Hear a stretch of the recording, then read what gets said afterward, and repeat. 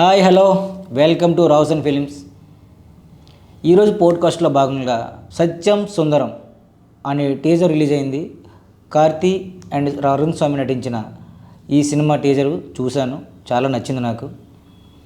ఎలాంటి గందరగోళాలు, హడావిడ్లు, యాక్షన్స్ ఇలాంటివి ఏమీ లేకుండా చాలా కూల్గా, సింపుల్గా ఒక ఒక బ్రీజీ, ఒక కైండ్ ఆఫ్ ఎన్వైర్న్మెంట్లో ఒక ఇద్దరి మధ్య నడిచిన ఒక డ్రామా, కామెడీ అండ్ ఎమోషన్స్ మధ్య నడుస్తున్న ఒక ఎన్లైటన్ కైండ్ ఆఫ్ సినిమా లాగా అనిపించింది నాకు చూసిన వెంటనే.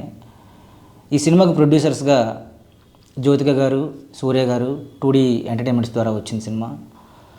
ఈ సినిమాలో నేను అబ్జర్వేషన్ కొన్ని మీతో షేర్ చేసుకుంటున్నాను.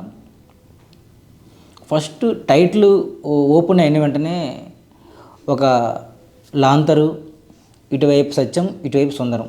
నాకు అనిపించిన సత్యం క్యారెక్టరు కార్తీ గారు చేస్తున్నట్టు, సుందరం క్యారెక్టరు అరుణ్ స్వామి చేస్తున్నట్టుగా అనిపించింది. అంటే సత్యం క్యారెక్టర్లో ఒక ఇన్నోసెన్స్, పల్లెటూరు ఇన్నోసెన్సు, అమాయకత్వం, ఏదైనా ఉన్నట్టుగానే మాట్లాడటం, అది మాట్లాడుకోవడం సందర్భమా కాదని కూడా ఆలోచించుకుంటూ చెప్పేలాగా అతని క్యారెక్టర్ ఉంది. సుందరం క్యారెక్టర్లో ఎలా ఉందంటే, ఇప్పుడు కొంచెం మెచ్యూర్డ్ పర్సన్.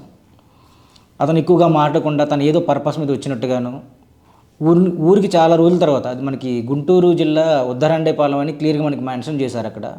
అదే చాలా నాళ్ళ తర్వాత ఊరు వచ్చినట్టుగాను, ఏదో పర్పస్ మీద వచ్చినట్టుగాను కనిపిస్తుంది.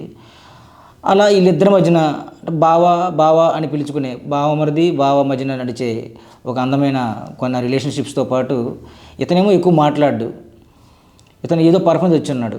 ఇతని అమాయకత్వంతోనూ, ఇతని తాలూగా ఈ ఇన్నోసెన్స్తో అతన్ని ప్రతిసారి కూడా ఏదో రకరకాల అడ్డంకులు క్రియేట్ చేస్తున్నట్టుగా మనకు అనిపిస్తుంటుంది.